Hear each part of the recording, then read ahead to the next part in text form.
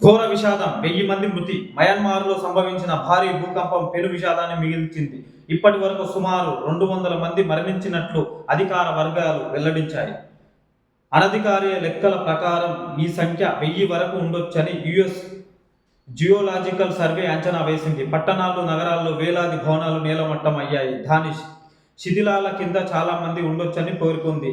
అటు అర్ధరాత్రి మరోసారి భూమి కంపించడంలో ప్రజలు బిక్కుబిక్కుమంటూ గడుపుతున్నారంట. దాదాపుగా మయన్మార్లో భూకంపం వచ్చినాక 200 మందిని బయటికి తీసిరంట. ఇంకా లెక్కల్లోకి వచ్చినాయి 200, లెక్కల్లోకి రానివి ఇంకొన్ని వందలు ఉన్నాయి. దాదాపుగా 1000 మంది వరకు మృతి చెందిరు అని చెప్పేసి ఆ భవనాల కింద పడ్డ వాళ్ళని తీస్తుంటే షాక్ అయిపోతారంట. ఇంకా వేలాది మంది ఆ భవనాల కింద ఉన్నారంట. మళ్ళా రాత్రి కూడా భూమి మళ్ళీ ఒకసారి కంపించిందంట.